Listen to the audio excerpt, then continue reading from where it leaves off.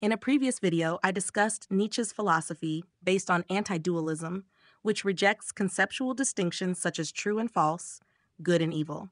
Nietzsche associates these dualisms with a philosophy of resentment, a loss of the original unity and the will to power, transcending all dualisms. I mentioned that Plato was a major proponent of this dualistic thinking. Plato, a disciple of Socrates and a classical Greek philosopher, developed a complex thought centered on metaphysics. This video will not be a comprehensive exposition on Plato, but will address a significant aspect of his philosophy: the distinction between the sensible world, perceived by our senses and considered a world of appearances, and the intelligible world, or the world of essences, representing the true reality. Take the example of trees. Although each tree is unique and distinct, they share a common essence that defines them all as trees in Plato's world of forms or essences. This implies that behind each individual tree lies the concept or idea of tree, which encompasses all material trees in our world.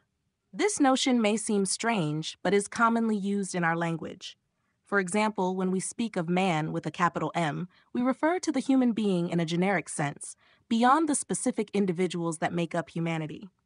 In speaking of man, we use an archetype, a concept that does not exist concretely, as no one has ever met man in the street. This capitalized man does not exist in our sensible world, but every person is a manifestation, an illustration of this man. For Plato, the sensible world is an imperfect and ephemeral version of a higher world, the world of ideas or the intelligible reality. Nietzsche criticizes Plato for this dualism, faulting the vision of a world beyond appearances, a world not subjected to the laws of the sensible world. In the sensible world, the laws governing space and time are well known. These laws dictate that an object cannot simultaneously occupy two different locations, and that it evolves with time, constantly changing. For example, an object never remains identical to itself from one second to the next. It undergoes perpetual change, although this change is often imperceptible to the naked eye. When spending time with someone, short-term physical changes are generally invisible, but that does not mean they are not occurring. They are just too minuscule to be observed in a short time. These subtle and continuous transformations illustrate the concept of becoming, opposed to the idea of being or essence, which implies stability and permanence. In the sensible world, everything is in perpetual evolution, subject to the laws of change and transformation. It's a universe where all that exists is engaged in a constant process of becoming, transforming and evolving over time. Each entity on Earth, including humans, follows this cycle of birth, life, and eventual decomposition. This perpetual reality of change and evolution underscores the inseparable link between existence and time, reminding us that nothing in the sensible world remains static. Our existence is temporally limited. We are born, grow, age, and ultimately die, illustrating the ephemeral and evolving nature of the sensible world. For Plato, however, this constantly changing world, where each being follows a path of transformation, does not represent the entirety of reality. He envisions a superior sphere, a realm of ideas, where elements of our sensible reality take an eternal and unchanging form. Plato illustrates this with examples like trees or humans, but he emphasizes that these examples merely evoke imitations of reality. According to Plato, concrete definitions, based on examples, fail to capture the essence of things. They only grasp their replicas or images. In his view, the objects we perceive are merely reflections of ideal forms, existing in the world of ideas. Thus, our life, confined within temporal limits, would be just an imitation of the true idea of life, which transcends time and space and remains eternal. Plato clearly differentiates between the changing appearances and the eternal essence of things. Although we physically and psychologically change over time and are subject to the laws of transformation and becoming, we tend to perceive ourselves as having a constant identity, thanks to markers like our name or our perception of our personality. This paradox highlights the complexity of our existence, fluctuating between temporal flux and the quest for an unchanging essence. Identity can be seen as a relative concept, as our personality evolves over time, and our behavior at 50 can be very different from that at 15. Therefore, it is necessary to question and reconsider the essence of identity. Despite these changes, we tend to believe that we remain the same person over time. This observation helps us understand Plato's notion of knowledge. Knowing someone involves understanding what the person reveals of their being at a given moment, knowing that this can vary at different times. People change or evolve, challenging our previous understanding of them. Thus, a characteristic observed at a given time does not necessarily define the essence of an individual. This makes knowing others complex, as it is difficult to distinguish between what is inherent to a person's essence and what is a transient property, subject to change. For Plato, what we often perceive is merely the temporary appearance of things, not their true essence. True knowledge, according to him, involves grasping things in their constancy and invariability, beyond any possible mutation. The example of the tree and the idea of a tree illustrates this thought. While physical trees undergo transformations, the idea of a tree remains constant, unaffected by the laws of generation and decomposition that govern the sensible world. The existence of a being begins with birth, a process governed by the law of generation. This process extends to growth, where beings develop, then to reproduction, as shown by humans and plants through flowering and fruiting, generating new seeds. Eventually, beings age and die, allowing the continuity of the life cycle. According to Plato, as long as our knowledge of things remains superficial, based on their appearance, we will not grasp their true essence. The essence of things can only be discerned through reason, which transcends limited and temporal sensory perceptions. Judgments based on the senses, such as hot or cold, heavy or light, are inherently relative. For example, a temperature felt as hot can be considered cold compared with higher degrees. Thus, all knowledge derived from the senses is relative. This relativity of perceptions was at the heart of Plato's disagreement with the sophists, like Protagoras, who stated that man is the measure of all things, a notion that has been interpreted in various ways. If one considers the statement that our personal perceptions define the truth of things, Plato is in complete disagreement with this perspective. He believed that knowledge cannot be attained if one is limited to appearances and sensory impressions. For him, true knowledge should focus on the eternal essence of things, not on their temporary manifestations. What is truly constant and invariable in time and space represents the only absolute truth. Plato distinctly differentiated between superficial knowledge, inherent to the sensible world, and profound knowledge, related to the world of ideas or intelligible realities. For him, the latter form of knowledge, which he equates with science, is opposed to opinion, which he considers false knowledge, because it is rooted in the changing and ephemeral world. In the Republic, Plato uses the allegory of the cave to illustrate this distinction. He describes men chained in a cave from childhood, forced to look at a wall and unaware of an external world's existence.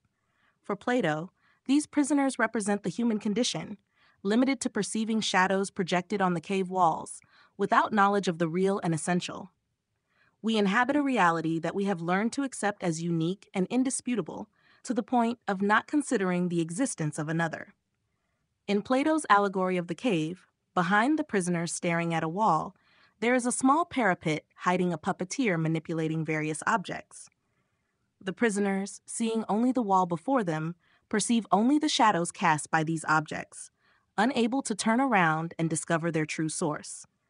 They interpret these shadows as real objects, not understanding that they are merely reflections of other entities due to a lack of knowledge about the concept of shadow and light.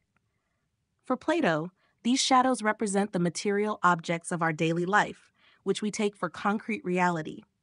We attempt to know and discuss this reality, thinking it is the only true reality. This perspective aligns with Schopenhauer's concept of representation, where all that we perceive and describe does not reach the deep essence of things. According to Schopenhauer, we are ignorant of the intrinsic will, the driving force behind representations, in the same way that the prisoners of the cave do not grasp the truth beyond the shadows they observe. In the allegory, the cave prisoners discuss the shadows, which are in fact reflections of objects blocking the light. Plato then invites us to imagine that one prisoner is freed and forced to leave the cave. This liberation surprises him, as he never contemplated the existence of a world beyond the cave. Once outside, he realizes that the shadows he observed are just the projection of real objects located behind him, discovering that his previous reality was merely an illusion, a mere representation. This realization reveals to him the distinction between the sensible world, which he saw, and the intelligible world, which he is just beginning to glimpse without fully knowing it yet. This emergence from the cave symbolizes an ascent of the soul, a movement towards truth and the world of ideas, illustrating what Plato describes as the elevation of the soul. This part of the soul, which Plato calls the nous, is associated with intellect, enabling understanding and access to truth. This elevation is metaphorical to represent access to a higher level of reality, a deeper understanding of the world. Reaching a higher understanding requires considerable effort, a true process of reflection. When the prisoner is freed and steps outside, he is initially blinded by the brightness of the sun, which symbolizes truth. After living in darkness for so long, the truth proves overwhelming and almost unbearable, to the point where returning to the familiar darkness of the cave might seem preferable to escape the intensity of this light. However, the prisoner has no choice to go back. He is forced to stay outside and acclimate to the sunlight. Gradually, he gets used to the brightness, though he cannot yet look directly at the sun. He begins to perceive the outside world and realizes that what he previously perceived as reality was only shadows, appearances, and illusions. He discovers that the objects he believed to be real are merely projections and representations, simple imitations of a deeper and authentic reality. He then realizes that the world of the cave is just a pale reflection of the real world, a mere echo of the intelligible world. To illustrate the distinction between the perceptible world and the world of profound truth, one can refer to the film The Truman Show, where Jim Carrey plays Truman Burbank, a man whose life, unbeknownst to him, is the center of a reality TV show. Truman believes he lives an authentic existence, surrounded by people who are actually actors in a cinematic set designed for him. He does not perceive the artificial reality of his existence until an incident, the fall of a spotlight, awakens his suspicions. This symbolic event, where an object generating artificial light falls, leads him to question the reality of his environment, marking the beginning of his quest for the truth behind the apparent reality of his life, where he discovers the illusion and deceit of his world. At this precise moment, Truman embarks on his quest to unveil the world beyond appearances, seeking to understand the truth. What captures attention in the film is Truman's initial reluctance to accept that his universe is a facade, a feeling akin to our hesitance to admit that our reality may not be the true reality. This idea does not deny the existence of our world, but illustrates the Platonic distinction between existence and being. The intelligible world does not need to exist to be, whereas our existence depends on this world of ideas. Plato describes the relationship between the sensible world and the intelligible world as one of participation. The sensible world is a concrete manifestation, a dynamic imitation of the intelligible world. The cycles of life, generation, and reproduction in the sensible world reflect the transition from the intelligible world to the sensible world. While the intelligible world is eternal and unchangeable, the sensible world is in perpetual mutation. The entities of the sensible world are the moving replicas of the eternal forms of the intelligible world. Life in the intelligible world is static, while in the sensible world it is dynamic and evolving. In the world of ideas, unity prevails, while in the sensible world, diversity and variability dominate, reflecting the unity in a fragmented and diversified form. Philosophers have the mission to synthesize this diversity to reach the truth, because although the truth is unique and belongs to the world of ideas, it manifests in a fragmented and subjective manner in the sensible world. The goal of philosophy is to transcend this plurality, to grasp the truth which, although existing outside of our tangible world, remains the ultimate reality to be discovered.